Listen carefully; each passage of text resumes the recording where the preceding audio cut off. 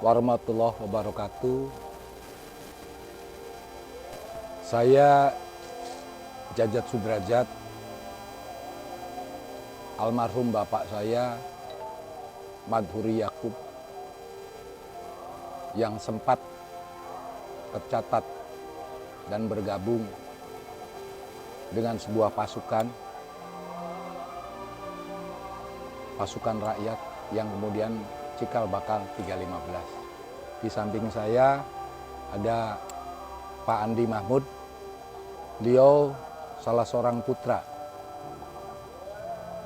cikal bakal Batalion 315. Beliau adalah putra almarhum Mahmud Pasha, danyon pertama pendiri Batalion 315.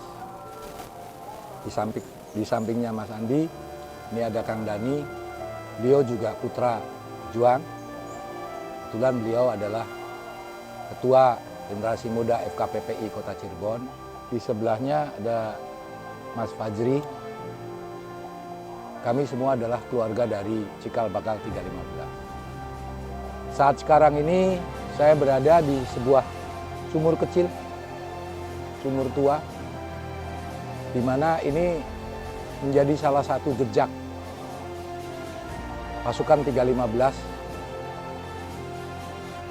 ketika terjadi perang besar yang tercatat dua kali.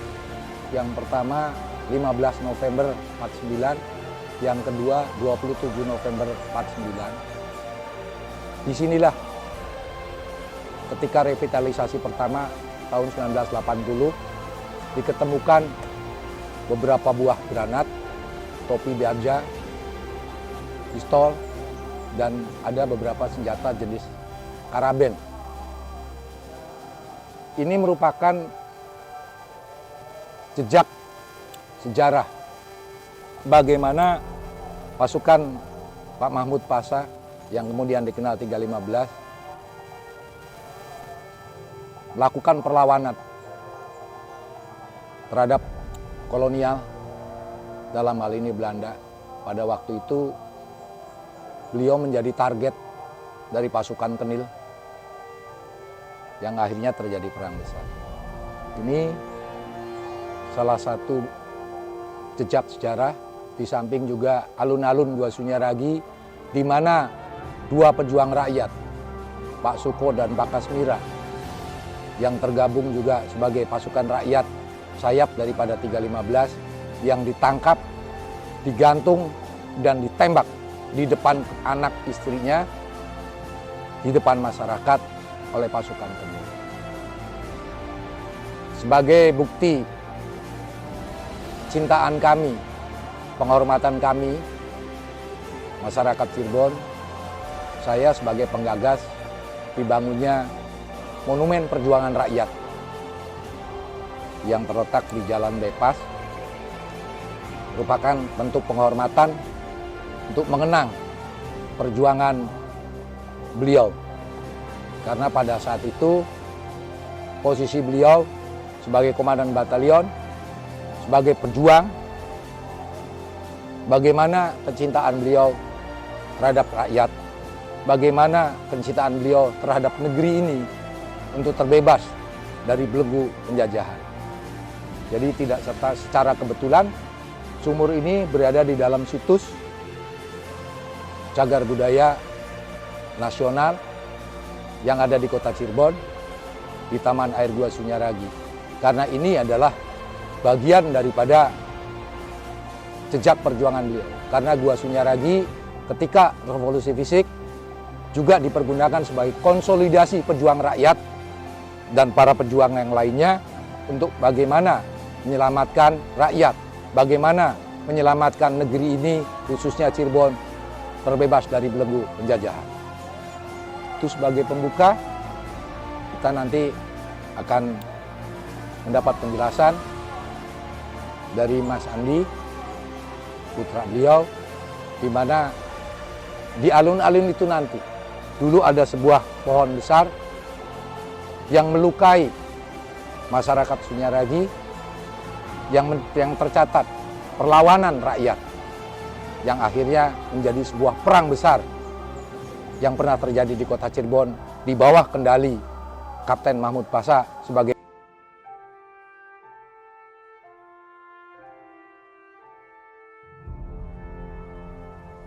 saat sekarang. Nanti akan dilanjutkan oleh Mas Andi tentang bagaimana kiprah dan siapa beliau yang sebenarnya, dan kita nanti juga akan mencoba mereview ke tempat di mana dulu sebuah pasukan kecil di Desa Pamulihan yang akhirnya atas restu daripada Panglima Divisi Siliwangi pada waktu itu, Kolonel Abdul Haris Nasution, memanggil dan mengangkat Kapten Mahmud Pasha sebagai cikal bakal Komandan 315 yang pertama dengan nama pasukan Geruda, Gerakan Rakyat Umum Daerah. Yang kemudian beliau mendapat dukungan dari satu kompi pasukan dari Banten yang tercatat adalah pasukan di bawah kendali Kapten Herman Saren Sudiro, di bawah pimpinan Letnan II Enco Mulisin, bergabung. Kemudian beliau resmi menjadi sebuah pasukan yang menempati markasnya yang pertama di daerah Sangkanurip. Jejaknya nanti akan kita lihat sebagai bukti bahwa 315 itu memang cikal bakalnya bukan pasukan besar, tapi sebuah kelompok kecil yang kemudian oleh Mayor Polman, komandan pasukan Belanda, dianggap sebagai pasukan setan. Jadi mohon maaf, julukan pasukan setan itu bukan dari masyarakat, tapi dari lawan. Kenapa disebut pasukan setan? Karena jejaknya tidak bisa terdeteksi. Masuk hutan hilang, nyeberang sungai hilang. Jadi seakan-akan gerakannya seperti setan. Karena beliau sendiri, almarhum Mahmud Pasha, itu tidak mengendaki julukan pasukan setan. Karena julukan ini keluar dari pasukan Belanda. Kita nanti akan lihat jejaknya sebagai bukti otentik literasi dan sejarah dari pasukan 315 yang kita sekarang sebut Garuda, di mana pasukan yang awalnya berada di Desa Pamulihan, kemudian pindah ke markas ke Sangkanurip, dan akhirnya pindah menempati markas bekas pasukan Batalion 329, yang akhirnya sekarang menempati bekas Rindam yang sekarang kita kenal menjadi Batalion 315. Itu secara singkat gambaran tentang Batalion 315 ini menjadi bukti sejarah.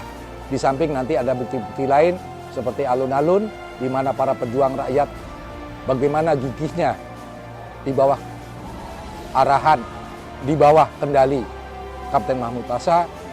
Kita akan lihat jejaknya, termasuk monumen perjuangan Gedung Juang 45 yang dinamakan dengan Gedung Juang Mahmud Pasha, dan rumah di mana dulu beliau ketika datang ke Sunyaragi untuk konsolidasi dengan pejuang rakyat, dan di rumah itulah pernah dilakukan perundingan dengan Belanda. Itu yang bisa saya gambarkan. Nanti Mas Andi akan bisa menambahkan lebih jelas ke tempat yang lain. Gitu. Assalamualaikum warahmatullahi wabarakatuh. Perkenalkan, saya Andi Mahyadi Pasha, putra ketiga almarhum Pak Mahmud Pasha. Secara singkat saya memperkenalkan, almarhum Pak Mahmud Pasha lahir di Cirebon pada tanggal 10 Juni 1923. Ayah saya mengikuti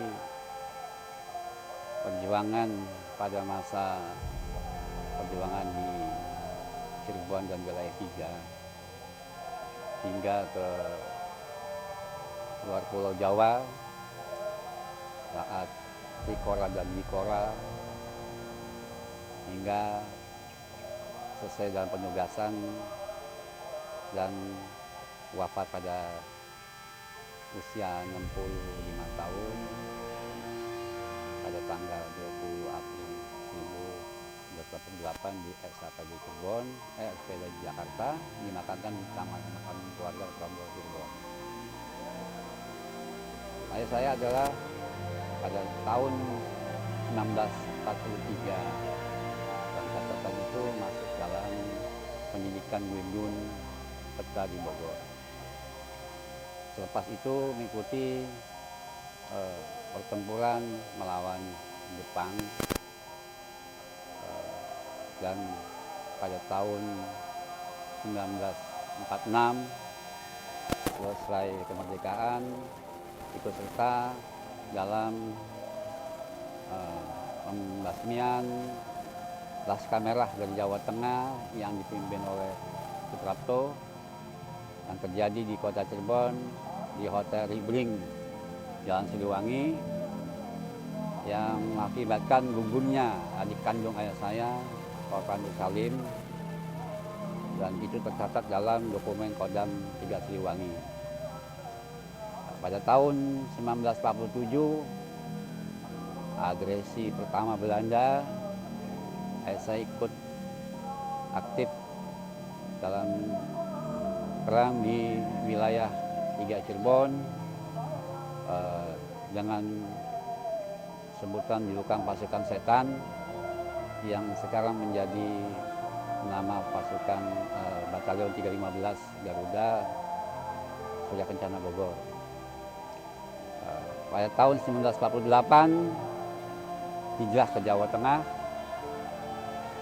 bersama pasukan dan para pejuang lainnya, hingga pada tahun 49 diangkat menjadi komandan pertama Batalion 1515 Sekayasa Bogor yang sekarang menjadi Batalion 13 Garuda Surya Kencana Bogor. Dan pensiun pada tahun 1980 dengan pangkat kolonel. Sekilas singkat tentang ayah saya yang saya ketahui, dan mungkin masih banyak yang lain kalau nanti satu persatu diceritakan memerlukan satu penulisan yang lebih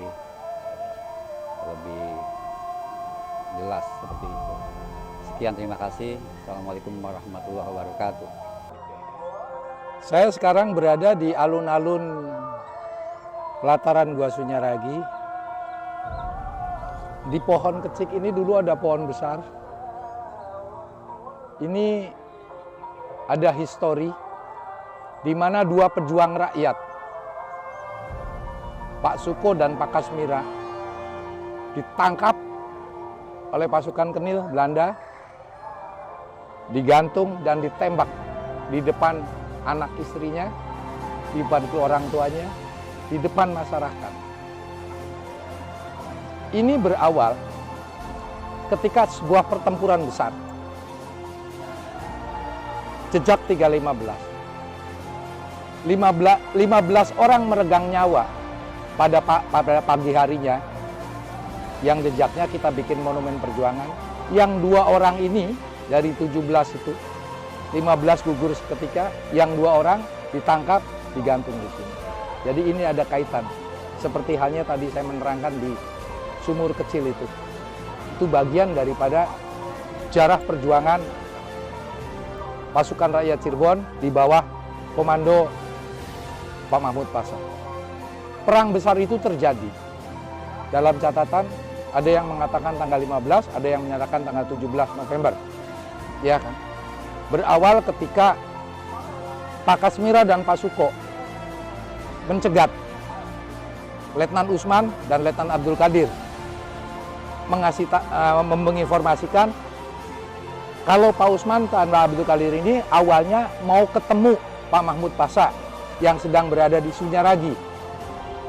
Dijelaskan oleh Pak Suko dan Pak Kasmira bahwa Pak Mahmud tadi malam sudah kembali ke Pamulihan.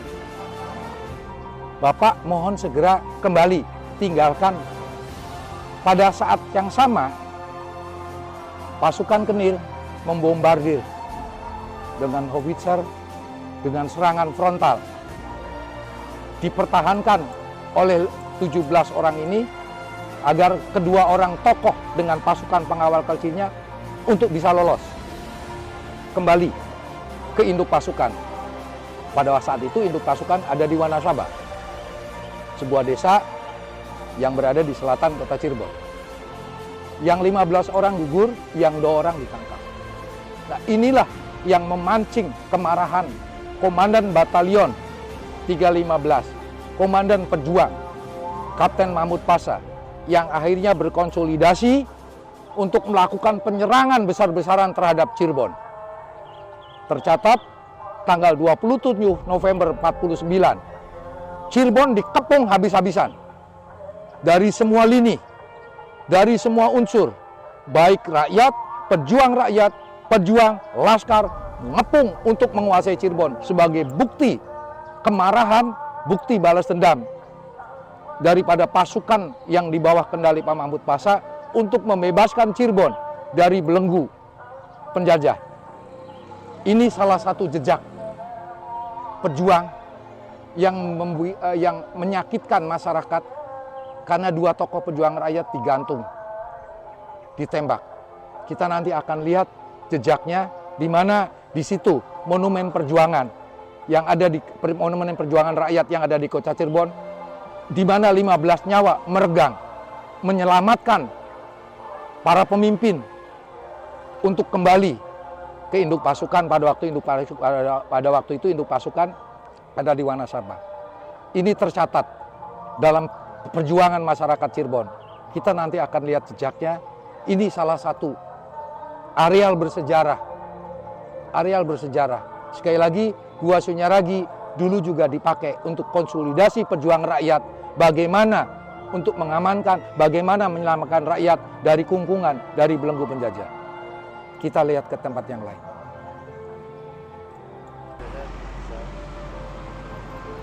Ya, saya sekarang berada di Monumen Perjuangan Rakyat Cirebon. Ini bentuk penghormatan kami pada para pejuang, pada laskar rakyat, pejuang rakyat, para pejuang yang mendedikasikan dirinya, mendarma baktikan dirinya, hidupnya sampai dengan matinya untuk perjuangan. Ini salah satu jejak pertempuran di bawah kendali 315 yang pernah terjadi di kota Cirebon. Karena pertempuran ini bagian daripada sejarah 315 yang ada di kota Cirebon. Pejuang rakyat menginduk pada 315. Bisa lihat di relief apa yang tadi saya sampaikan, ada 2 tokoh pejuang rakyat yang digantung di alun-alun. Ada dalam reliefnya 3 pilar jembatan di mana dulu plat baja tank bisa masuk ke sini untuk sampai menghancurkan perlawanan rakyat pada saat itu. Inilah jejak sejarah ketika revolusi terjadi di kota Cirebon. Saya berada sekarang di Tugu, di depan desa Pamulihan. Kita bisa lihat, Tugunya adalah bom yang dijatuhkan pesawat Belanda, di mana bom ini tidak meledak pada saat dijatuhkan di rumah seorang nenek. Pada waktu itu almarhum Pak Mahmud Pasha sedang beristirahat, tapi alhamdulillah pas izin Allah bom ini tidak meledak, dan ini dijadikan monumen untuk masyarakat di daerah inilah, di daerah Pamulihan inilah, di wilayah desa Pamulihan inilah. Cikal bakal sebuah pasukan kecil yang kemudian kita kenal 315, di mana sebelumnya disebut pasukan setan, di mana nama aslinya waktu itu adalah Geruda, Gerakan Rakyat Umum Daerah.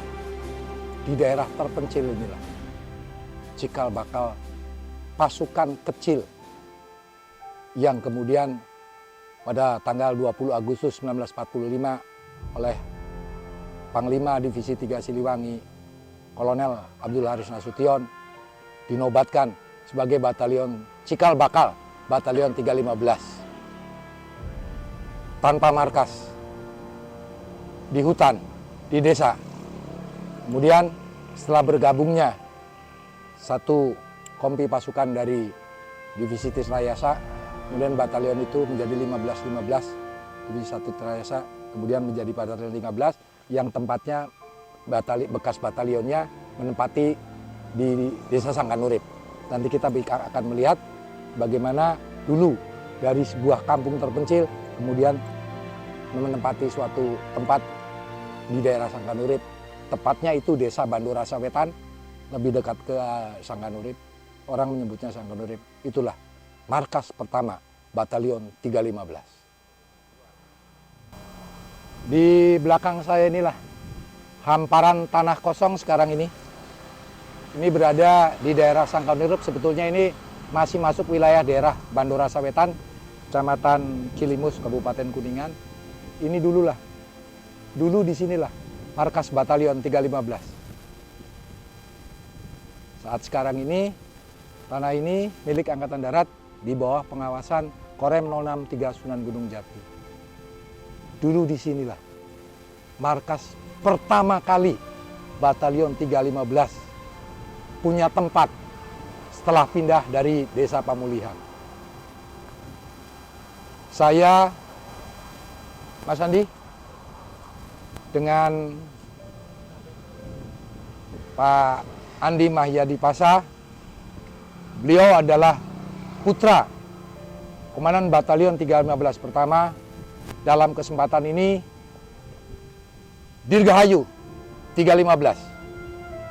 Semoga 315 tetap jaya dengan satu moto, wani teteg setia, berani karena membela kebenaran, teteg karena punya keimanan setia terhadap negara kesatuan Republik Indonesia. Saya akhiri keterangan saya, billahi taufiq wa hidayah. Assalamualaikum warahmatullahi wabarakatuh. Garuda.